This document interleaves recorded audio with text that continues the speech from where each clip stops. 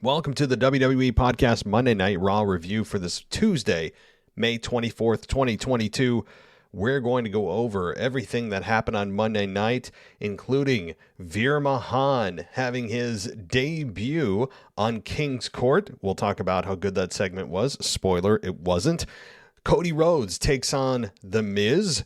We had Becky Lynch beg Adam Pearce for another opportunity at the Raw Women's Championship as Bianca Belair sits quietly for like the 8th week in a row at ringside. Bobby Lashley finally gets his hands on MVP and much more right after this. Are you looking for some relief or just need relief at the end of the day, but CBD just isn't cutting it? Try Delta 8 THC, CBD's older brother that actually works and makes you feel relaxed. Delta Munchies is revolutionizing the way you consume cannabis by skipping the dispensary and shipping straight to your door. Derived from 100% American-made hemp, and they come in a variety of products ranging from vapes, delicious gummies, tinctures, and more. So skip the line and find relief with Delta Munchies. Head to deltamunchies.com, that's deltamunchies.com, and use the code WWE20 for 20% off your order, guys. Head on over to deltamunchies.com and get 20% off your order by putting in the code WWE20, WWE20. You got to check out The Mentality Show. If you could be a fly on the wall and could hear how men think and really want to hear what goes on in the minds of everyday men, then you should check out The Mentality Show. Every Wednesday at 6 p.m. on YouTube and Facebook Live. Real men, real talk. The Mentality Show. You can find them anywhere you stream podcasts and YouTube, Facebook, and Instagram. Just look up The Mentality Show. This is WWE superstar Drew McIntyre, and you're listening to the WWE Podcast. The champ is the one that everybody wants, me. Becky Lynch is going to WrestleMania. Austin 316 says I just whipped your ass. This is my iron. You're going to acknowledge me. All right, everybody, welcome to the WWE Podcast Monday Night Raw review for Tuesday, May 24th, 2022. And yes, Monday Night Raw was, I think an okay to good show. I know that a lot of people I've talked to and I've seen reviews of the major media outlets like CBS Sports and Sportskeeda and Bleacher Report, all those, and they gave it an rating. I'd say it was fair to satisfactory. I mean, even borderline, maybe a little good, like a C+ area, and that's kind of how I'd grade Raw. It didn't blow me away, but it definitely accomplished, I think, what it needed to, heading towards Hell in a Cell. And we got some good wrestling. Yes, we got some longer than needed promos, but honestly, even though the promos from like Edge and Riddle or whatever, they went a little bit longer than they otherwise should have, according to some, I think they were really good promos, particularly Riddle's promo that he cut at the beginning of Monday Night Raw. And to me, that was probably the best promo of his entire WWE career. Why? Well, because he wasn't just the goofy, implied, resident, weed aficionado that WWE has on a weekly basis, and he was serious. And we saw a glimpse of serious Riddle, an emotional Riddle.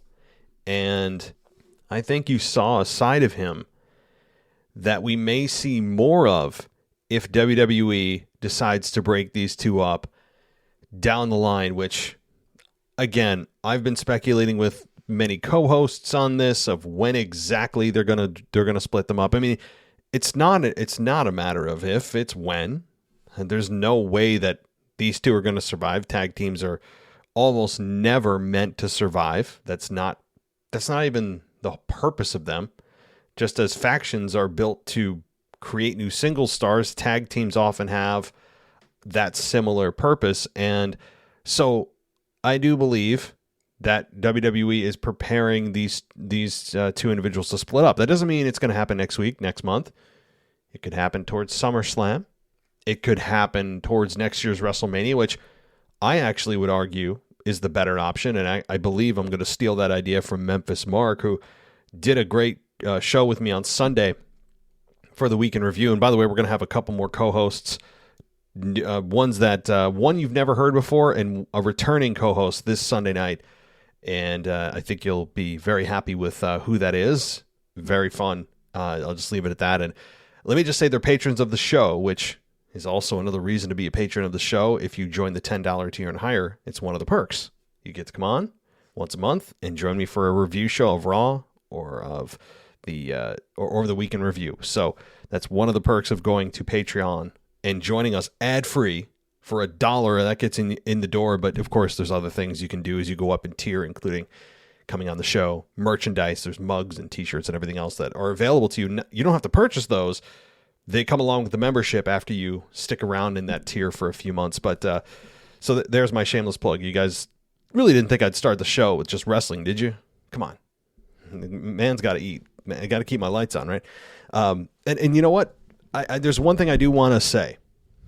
And it's a bit of a, I guess it's an announcement / I need your feedback. Just one thing I promise, and then we'll get back to Monday Night Raw and Riddle, because I really want to talk about that. I think it was a career-defining promo for Riddle up to this point. Now, that's not saying a whole lot, because Riddle hasn't had, a ton of excellent promos in terms of taking him seriously. But we'll talk about why it was career-defining and potentially career-changing in just a few minutes. But I do want to, inquire with you guys about something. I am considering doing another podcast, not canceling this one, but doing kind of a spin-off of this podcast, as if I have the time, right? It would be called the WWE Podcast After Show. It's not After Dark. After Dark is the exclusive R to X rated show that I do exclusively for patrons and those who are VIP at WWEpodcast.com. You go VIP, get the After Dark show. That is not what that is. This would be more of a... it would still be a clean version of the show. And the purpose of the after show is to talk a little bit more extendedly about maybe some topics I wanted to expand on and maybe didn't have the time on the show or thought of something after the show. So we could I'll still be talking wrestling, but also just kind of other stuff, right? Like maybe some behind the scenes things that go on the podcast that you don't know about, and kind of a bit of a glimpse behind the curtain, so to speak, but also talk about other topics. Again, this is not R-rated. I'm not going to be bringing up scandalous topics or controversial topics. Okay. That's meant for the After Dark show, after the after show, not the After Dark show, but just the WWE Podcast After Show would be a little bit of wrestling, behind the curtain, and other topics. Like, I mean, I follow baseball. I know some of you probably roll your eyes at that, but I'd like to talk about that or some other things I have an interest in, which is like, technology. I'm a big technology guru.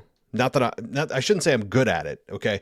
I just have an interest in it and I spend a lot of money on it to my detriment, right? Like I'm the jerk who is up at 3 a.m. doing pre-orders for the new iPhone every year. Okay. That's me.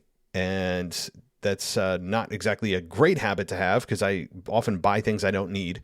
Like, for example, I bought the newest MacBook Pro with the spec'd out MacBook Pro. I'm not going to tell you how much it is. You can go look it up. It's not cheap, but so like things like that. And I don't know. So just, it's something I was spitballing. I came up with a logo. I actually created the podcast. I didn't upload any episodes, but I'll stop there because I know you want to get back to Monday Night Raw. It's the whole purpose of this episode, I know, but I wanted to run it by you guys and gauge what you think about that. It's an after show. Again, it would be a little bit more wrestling and behind the curtain and other topics that just kind of come to mind that I would discuss. PG rated. So just something I'll let you guys know about. It should be launching fairly soon, and I imagine I would do it once a week, twice a week maybe, and 30-minute episodes. It wouldn't be anything crazy, but just something I thought about. It's doing a spin-off of my own show. So, all right, well, let's get back to Riddle and talk about his promo because it was emotional. He talked about Randy's back hurting him. I didn't know this. I'd imagine there's some truth to that. I think also by default, any professional wrestler is going to have back issues just chronically because they're throwing themselves on the ground 6-7 days a week. So I'd imagine that's it's true just at any point in time at all during someone's career that they're going to have back problems. But perhaps it is true for Randy in a more severe way. Maybe. Okay, I dug through some reports. I didn't see anything in terms of his injuries. But let's go with, okay, fine. His back is really hurting him. Okay. So Riddle discloses that to us that most of us didn't know about. And says he's not sure what's going to happen to RK Bro. And that Randy's his dude. And he almost brought tears to his eyes. I mean, he really just went all in on this segment here. I mean, did not hold anything back and showed a different side of him, which again, I think is a foreshadowing, whether it's purposeful or not on the part of WWE, of what's to come, hopefully when Riddle turns on Randy, not the other way around. So that's my hope. And it also showed a much more of a range in his character and his emotional range, for lack of a better word, than we have seen in the last year and a half of him being with RK Bro. And so that I think is a good thing. And again, I think there's these skills that he has where he can show a range of emotion other than just kind of the stoner type of dude is good when you want to turn heel. So I really now am more excited than I was 24 hours ago for a Riddle heel turn when it happens. Hopefully, I'm going to say when, probably towards WrestleMania, if they want to wait that long. And I think they could, because there's a good story you could build there, a very emotional one, and it's going to be a fun ride when they pull that trigger, I hope. This also, could have been a setup for Randy to just take time off, which I think is probably the case. And you know what? Randy taking time off isn't the worst thing in the world. I think that Randy, from probably a physical, mental standpoint, does need a little bit of time off. No doubt about it. He deserves it. My God, the dude's been in WWE on the main roster for 20 years. And the guy looks like he hasn't missed a step or aged a day. It's absolutely insane. I mean, Randy Orton, for all the times that we've criticized him on this show, and I've heard on other shows as well, that he always is the kind of guy that phones it in, and he's so good that he can phone it in and still have a good match. And it's true. But the fact is that he has been one of the constant figures of WWE's television product for the better part of 20 years. And he consistently puts on good matches. When he actually cares, he puts on great matches. He had one of the best runs in WWE in terms of a heel run until Roman Reigns came around during the pandemic era when he feuded with Edge. So I think there's, and you know what, Randy could go another 5-6 years. Hell, maybe more if he could maybe make it to 30 years. Maybe. If he takes care of his body, he's got that bus he bought. Randy Orton got his bus, and good for him. I would too. Saves your body on travel. You can sleep while your driver drives you from city to city. Hell yeah. So I think he's understood that at his age, while he's still in amazing shape, eventually Father Time catches up with us all, and the more he takes care of his body now, the longer his career will be, the more money he'll have, and ultimately he'll be able to perform longer, right? He'll be able to do what he wants to do longer. So I think he picks and chooses his spots. Being in a tag team automatically cuts the amount of bumps you have to take, because half the time it's Randy who gets the hot tag. He's in for 10% of the match as Riddle does all the heavy lifting. I'm not complaining about that, by the way. That's what I would expect from a legacy star and an up-and-coming star. That should be the dynamic. And I think it's great. Good for Randy. But it looks like this could be a setup for him to take time off. But in this opening segment here, we got our Riddle and Sami Zayn, who is wearing a Bloodline shirt. And, I don't know what to make of Sami Zayn. I mean, this was a 6-man tag, by the way. The Usos and Sami Zayn versus the Street Profits and Riddle. That was the match. But I don't know what to make of Sami Zayn trying to force himself into the Bloodline here.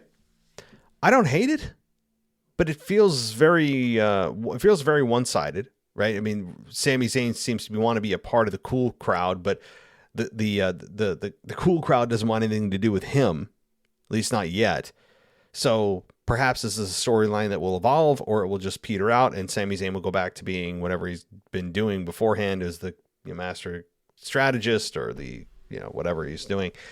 But Sami Zayn, first of all, I'm not even going to say it.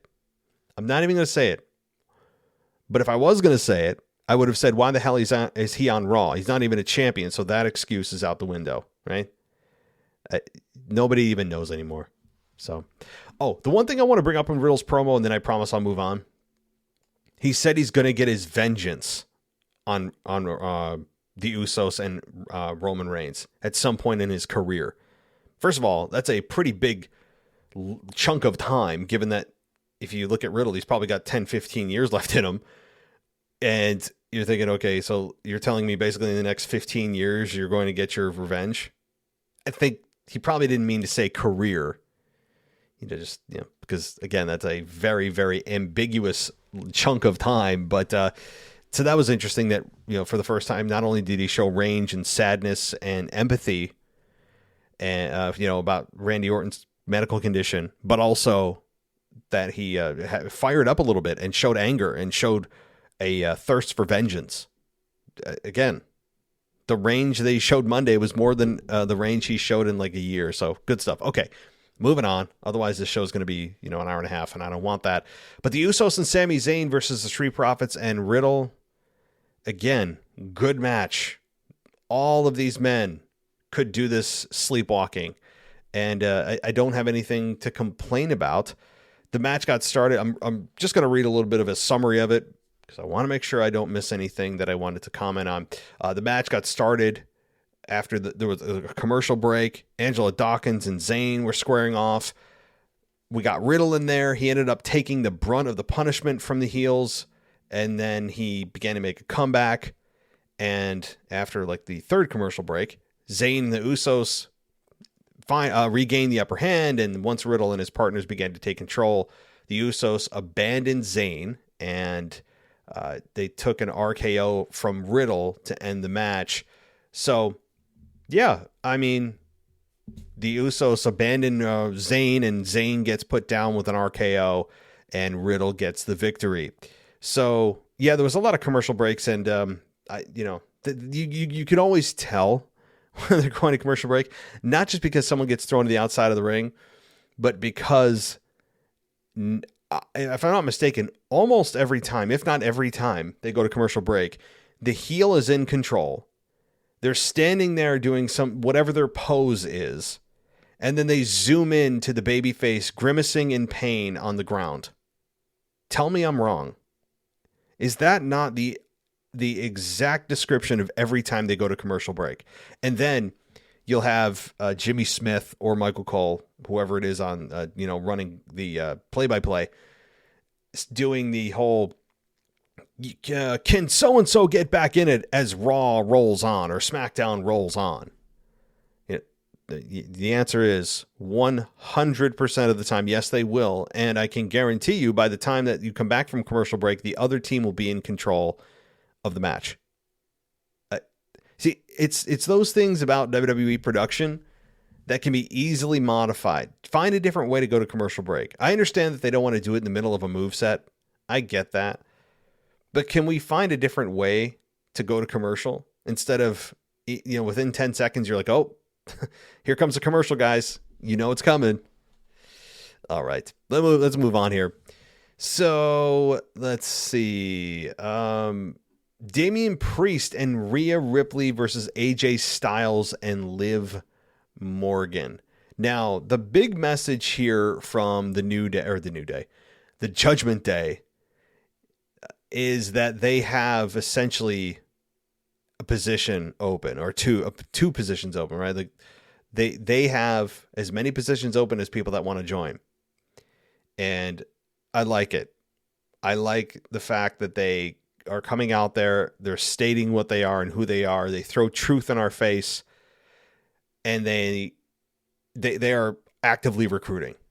And it makes you wonder who's going to join. And Edge throwing out some names and seeing how people react is interesting. He mentioned Drew McIntyre, Finn Balor. Finn Balor probably got the biggest pop because he's, I think, been the one to be believed the most to join the group. He put out AJ Styles. I forget who else. I thought he was going to say Paige, and he didn't. The reason that he didn't say Paige is because, well, she's not currently an active member of the WWE roster. And, so there's that. But it's interesting, though. He's coming out with people. And he said Tommaso Ciampa. By the way, Edge, it's just Ciampa. I personally don't care, but it's interesting. So he brought out two of the biggest names that the internet has decided are going to be the next members of the Judgment Day, which makes you think to yourself, why would Edge mention potential members of a group? It almost kind of de facto spoiling it. That doesn't seem like good strategy to me. So it's almost kind of playing reverse psychology where if usually somebody mentions somebody joining a group, that person's not going to join it, right? That they most likely won't, because why would WWE mention a person or persons that are going to join a group to spoil it? So you wonder if Edge is kind of playing reverse psychology, actually mentioning a person or two that is actually going to join, thinking that, now we're going to disqualify them because they mentioned them on TV. I know I'm kind of playing a little bit of devil's advocate here, but it could be. So I have no problem with the promo from these guys every week. I really don't. I think that they are becoming quickly a dominant force on Monday Night Raw, and Edge is settling very nicely into this role as a top heel on Monday Night Raw, and completely reinvented himself from the rated R superstar when he came back at the Royal Rumble in 2020. I mean, he's fully invested now, and I'm loving it. And it's helping Rhea, it's helping Damian. That's the point. So the next person that joins, you'd imagine, is a younger star, because that's the whole point of groups and factions, as I had mentioned earlier in the show. So, okay, as far as this match goes, it remained competitive. Edge helped Rhea escape a pin by putting her foot on the bottom rope. She was able to pin Morgan for the win. But after it was over, Judgment Day beat down Styles and Morgan again. And that just put more heat on them, which I think mission accomplished. This match wasn't anything to write home about, but it was certainly more about who's going to join this group next. That's, I think, the hook. All right. Let's see here. King's Court, Alexa Bliss versus Nikki ASH. So, okay. This segment with Jerry the King Lawler and the King's Court and Veer Mahan. Now, if DJ Kuzma was on here, I'm sure he'd have the Veer Mahan report, and I hate to steal it from him here, so I won't talk too much about it. I mean, this was just a bad segment. Jerry Lawler hosting this was, sorry, Jerry. You had your moment in the sun, man. It's just, I think Jerry the King Lawler has reached a point where the fans, if he left, wouldn't necessarily, I sound cruel, but they wouldn't miss him, right? Like, he is a staple of the Monday Night Raw commentary team, and was during the Attitude Era with Jim Ross, probably the best duo in the history of professional wrestling. But at this point, he's relegated to the pre-shows, and now he's doing King's Court stuff. I mean, I'm not advocating for him to be fired. It's just the fact that, I don't know, usually when he's on air, it sometimes doesn't turn out good. He just, I don't know, gets a little weird. But so this was nothing more than as Veer was about to attack Jerry the King Lawler, which is never going to happen because of his heart condition and his age and everything else. But Dominic and Ray return to save Lawler. So he got a couple of drop kicks, but he didn't go down, and that was that. It was just about the return of the Mysterios to take out Veer Mahan. That's it. So then we saw Alexa Bliss take on Nikki ASH. Doudrop was there, who was just apparently in a supporting role to Nikki, and they kept a quick pace, but there really wasn't anything to write home about. And we had Alexa Bliss hit Twisted Bliss, and Doudrop did nothing during this matchup at all. She was just there as a hologram. She did nothing. And, it doesn't have to be, but it's surprising as a heel is out there to support you that they don't try to help cheat or rather do something underhanded to win. And so we had Alexa Bliss get the victory. Again, she has yet to speak, by the way. Can I hear something from Alexa Bliss? I mean, I know that some people are like, well, you just complained that she was not wrestling, and now she's out wrestling. You're complaining. Yeah, it's just because I need just something from Alexa. Like, you can't just give me wrestling and no context behind it, no story, no motive, nothing, no mission statement from Alexa. We have nothing, no explanation. Lily, like, why are you back? What's the character? Nothing. She hasn't said a word. She's in the Bianca Belair treatment right now, where she's not speaking either. Bizarre. All right. The Miz versus Cody Rhodes. Match was okay. It was fine. I mean, I don't know what else to say about this. I mean, we did get a completely schmaz finish, but if you were paying attention, you would imagine that this probably was going to be the case, given that Seth Rollins, his interview prior to this match was all about Cody Rhodes and how there's a countdown in his head, and when the countdown reaches 0, he has something in store for Cody, which is kind of an interesting little side story here. Like, is that actually going to be something that they pay off, or is it just rhetoric? Is it just kind of empty promises and just part of a promo that was never meant to be taken literally? I don't know yet. I don't know, but apparently Seth Rollins has something planned for Cody Rhodes, and we'll have to see. But Seth Rollins ends up, of course, during this match, causing the disqualification. He used a weight belt as a weapon. The only problem I have with this whole thing, okay, he took a weight belt that he gave a fan on his way to the ring, and he used it as a weapon. That is, Seth Rollins used it as a weapon to whip Cody, and then Cody gave it back to the fan. At first I was thinking to myself, well, how would he know? Because I thought it was originally like one of those replica belts, but I was thinking, how would he have known? How would Seth or Cody have known what fan Seth took that belt from? Because right after Seth Rollins left, Cody gave the belt back to the fan.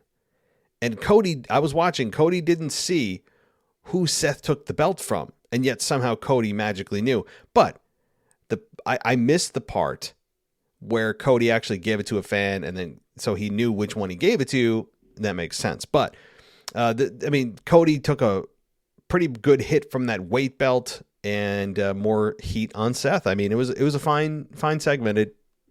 Baby steps this week, guys, in the Ford Center. They don't tell where you are though this week, guys. Just in the Ford Center. Your city was not worthy of mentioning because you don't have a professional sports team. Okay, let's see here. Chad Gable versus Ezekiel. This was fine. I mean, we got, and I'll read a little bit of the description so I don't miss it. Short match. Just when it looked like Zeke was picking up some steam, Otis tripped him and allowed Gable to start focusing on his leg and set up for an ankle lock. The ref was forced to eject Otis and KO from ringside after both men tried to interfere. This paved the way for Ezekiel to roll up Gable for the win. This was, okay, so yeah, I mean, Ezekiel gets the victory, gets the backwoods victory, i.e. the roll-up. And Ezekiel continues to roll as he gets mild support from the crowd. And Kevin Owens is still on an absolute warpath to expose Ezekiel as Elias, and yet he is foiled at every turn. So, I mean, I don't know what to make of this. It's okay. Kind of like it's satisfactory. Like, maybe that's the best way to describe Raw. It was satisfactory, you know? And as a kid in school, I got to say, there were some projects I would have taken that satisfactory grade. I ended up actually being, not that anyone cares, but a B-. Like, my overall average for high school was B-. I think it was like an 80 point something, 80, 81. I'm pretty sure that was like my final average. I was never one of those people at graduation, whether it be college or high school, that had any of those like, different colored ropes around my neck to show that, oh my God, I did so well in all my classes. And yet somehow I still have the same degree you do. But I was never one of those people, very rarely. I might have done it a couple of times, a few semesters, but I'm making like the dean's list or president's list or whatever. But I did not graduate like magna cum laude or whatever the F, right? I was never that person. I was just like, let's just get through this because we have to. Anyway, another topic for another day. A good topic for my after show, I have to say. All right. Let's see here. So let's take a quick break for the sponsors of today's episode, final episode sponsor break, and then we'll get back to the rest of Monday Night Raw and wrap things up right after this. You got to check out The Mentality Show. If you could be a fly on the wall and could hear how men think and really want to hear what goes on in the minds of everyday men, then you should check out The Mentality Show. Every Wednesday at 6 p.m. on YouTube and Facebook Live. Real men, real talk. The Mentality Show. You can find them anywhere you stream podcasts and YouTube, Facebook, and Instagram. Just look up The Mentality Show.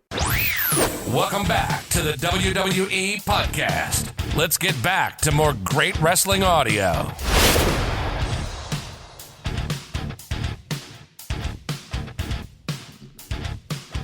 All right. Let's continue on.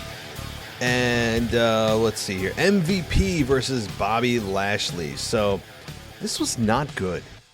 Bobby Lashley challenged MVP and said that he has gotten an official word that if he ends up beating MVP or MVP ends up beating Bobby, whoever comes out of that victorious would be able to select the stipulation for the upcoming match, presumably the final match between Omos and Bobby Lashley at Hell in a Cell.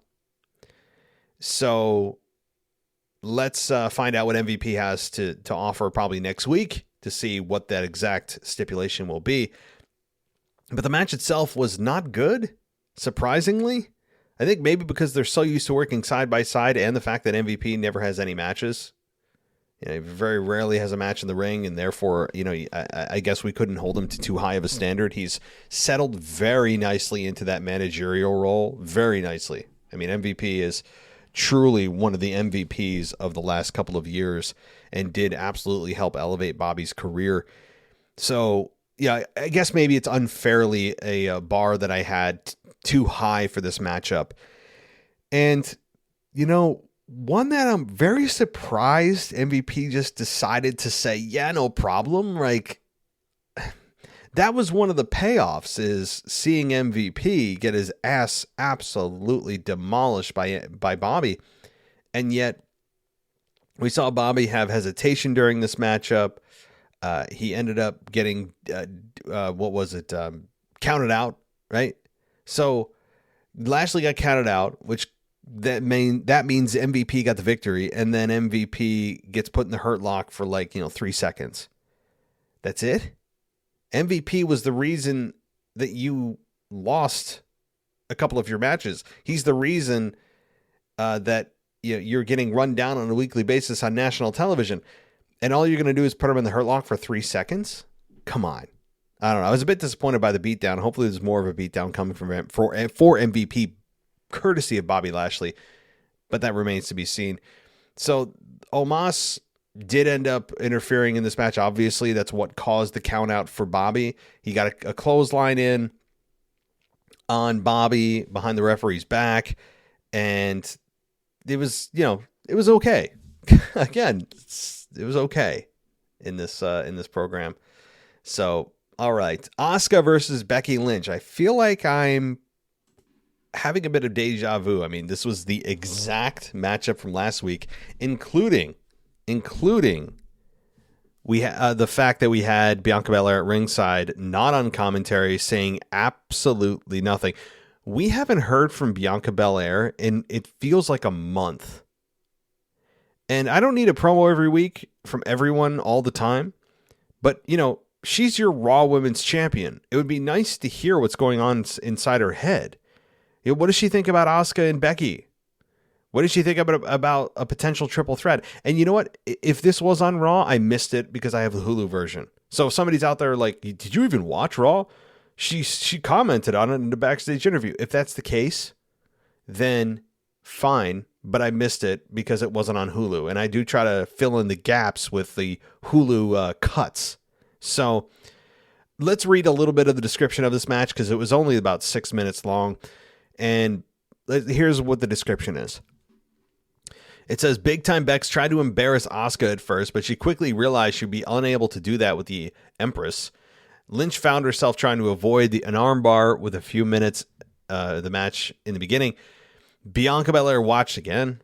Commentary, I said that. And as the match progressed, both women became more aggressive. And by the time we reached the final few minutes, they were beating the life out of each other. Becky avoided a kick at ringside that connected with Belair, but when they got back into the ring, Lynch rolled the Empress into a pin to score the win. The ending was a little sudden, but as the match as a whole was great and probably one of the best of the night. Asuka and Lynch have a kind of chemistry that takes years of matches to build up. Yeah, I mean, of course they do. Yeah, I mean, Becky Lynch has chemistry with everyone, and Asuka does. But when you put two people that have chemistry with everyone together, you're going to get extra special magic. I mean, these two, I hope that eventually we're able to see a real full-fledged match between these two. I mean, I'm not talking the scraps at the end of Raw, whatever time is left, 5-6 minutes. No. I'm talking like 15 minutes, 16 minutes of these two women kill it, and they could. That's what I want. Bianca Belair, I'd throw right in there too, is one of the best athletes WWE has, period. Especially in the women's division. Bar none, I think she's the best athlete, pure athlete that WWE has in terms of an actual female. So these two, I think, they had a really good match, but it was so short that if you blink, you missed it. And I think they deserve more. But this was all about getting to the triple threat, as I have been alluding to and others have as well. So we now have the triple threat match for the pay-per-view, which I'm still going to call it pay-per-view, Hell in a Cell is it a week? No. It's a week from Sunday. Oh my God. Where the hell does time go? A week from Sunday is the premium live event, Hell in a Cell. So this matchup is coming quickly. We only have one more week of television for Raw and SmackDown next week. That's it. And then, of course, we'll have to see what happens after that. After that, it's Money in the Bank, a stadium show, early July. And that, I believe, is the next time Roman Reigns is going to defend his championship against Drew McIntyre. That's not advertised yet, but it is. If you take a look at the wrestling news. God, I'm sorry, guys. I'm so tongue-tied tonight. I'm half awake. But if you look at the wrestling news websites that we all know, it has been reported all over the place by Meltzer and others that is the reported main event of Money in the Bank is Roman Reigns versus Drew McIntyre for the undisputed WWE Championship. Now, whether it's defended in pieces or together remains to be seen. Either way, I can already tell you that, sadly, at the beginning of July, that is not going to be the end of Roman Reigns' run. They're not going to have these two, in the first time they meet, have Drew McIntyre take down Roman Reigns. It's going to take, if he's the guy, it's going to take, 2 or 3 times or 4 times. I think that's how long. I mean, SummerSlam is probably the next time I'm looking towards Roman Reigns as a potential title in jeopardy match.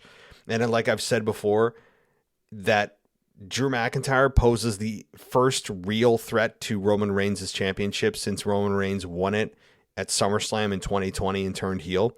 This is the first challenger and situation in which Drew McIntyre, presumably he faces Roman Reigns at SummerSlam, presumably, because I think he's going to lose to Roman at Money in the Bank. But if Roman and Drew main event SummerSlam, I think that is going to be to me the date I'm circling on my calendar of the first time that Roman Reigns' title is actually up for grabs, where you're not looking at it and going, yeah, fun matchup. You're going to have a good match. Ultimately, Roman's going to come away with the Usos helping him, low blow, whatever, hook or crook, or Roman just outright beats him. I think Drew poses the first real threat to Roman that he's had since becoming champion. And I think that Drew could bring that up as promo, right? Why not say, not to disrespect the other challengers, but hey, you had a part-time guy come back in John Cena. You've had mid-card guys come up. You've had and try to challenge you, and you knock them back down the mountain.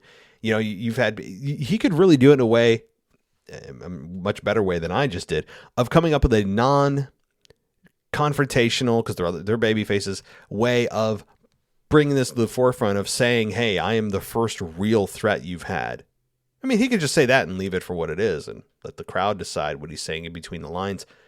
But I think he's got a point there. And for a promo that doesn't exist, but one that I would create for him is just that. And I think there's something there and something to be said for that. If you guys think there's somebody else out there that could beat Roman, let me know.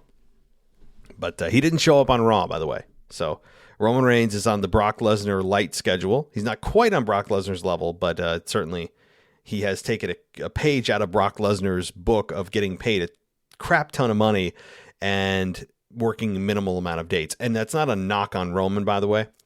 That's not a knock on him of saying, I'm like, what a lazy, come on, man. No, he is, honestly, at this point, he's paid his dues. And he's carried the company on his back and done an excellent job at it. For the most part, I know a lot of people are getting tired of the Roman Reigns storyline. I get it.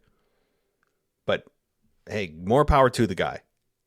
He is a workhorse, and he, I think, is deserving of a much lighter schedule for a significant amount of money.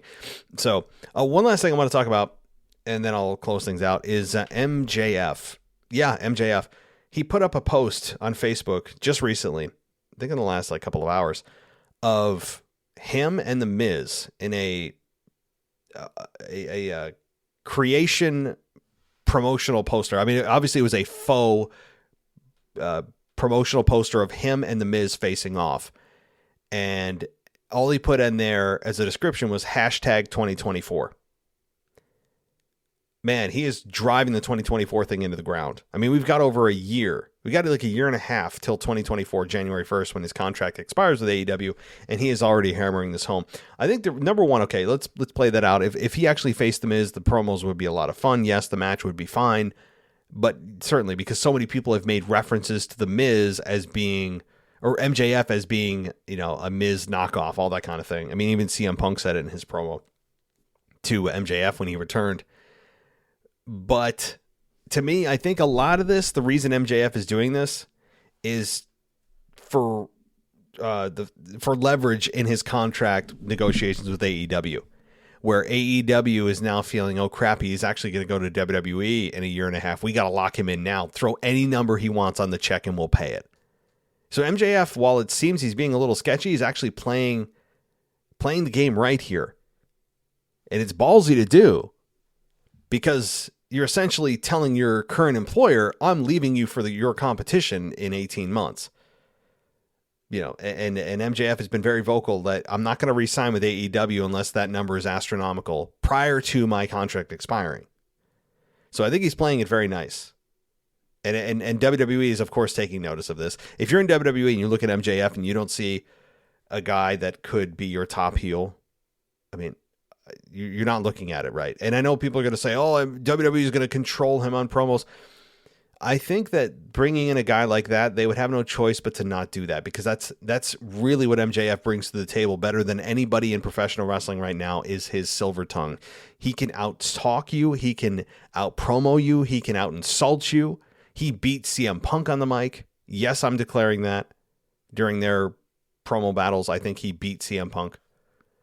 And it would be chopping him off at the knees if you said, no, he's gonna fall in line, and he's not gonna be an exception to the system. We have a certain way of doing things around here.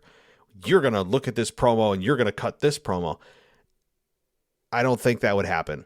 If they do that, they are fools, and MJF is a fool for signing with WWE. But I really don't believe a talent like MJF, who really is, has a way of drawing money with just his mouth and not even his actions, they'd be fools to do that. But anyway, we can speculate on that, of course, over the next 18 months as things get closer and closer to that date. We've got a ways away, but that is pretty much the Monday Night Raw, guys. That's it. I really appreciate you all being here. It really do, don't know what I'd do without you guys. I know this podcast wouldn't exist without you, and you guys really keep this thing alive, and we are going to likely do a WWE podcast after show. Don't go and look for it yet. I don't have it up and running. I haven't even filmed. I haven't even recorded my first episode yet, but I will let you know in the after show, not after dark, the after show. And let me know if it's something that you guys would want to listen to. It'd be wrestling. It would be a lot of other topics, PG related stuff, but it's kind of the behind the scenes, behind the curtain type of thing. So consider that and let me know what you guys think. But if you want to go ad free, head on over to Apple Podcasts, click that ad free button, or go to our website, www.podcast.com, go VIP. And of course, there's the Patreon option. For $1, you get everything ad free, and it's not a bad deal. So thanks everybody for listening. I'll be back tomorrow with the mailbag. Until then, take care. I'll talk to you next time. Thanks for listening to the WWE Podcast. Don't forget to subscribe on your favorite podcast app so you don't miss a show, or head to WWEpodcast.com. And for all of these shows ad-free, head over to patreon.com/WWE Podcast. Until then, we'll see you next time.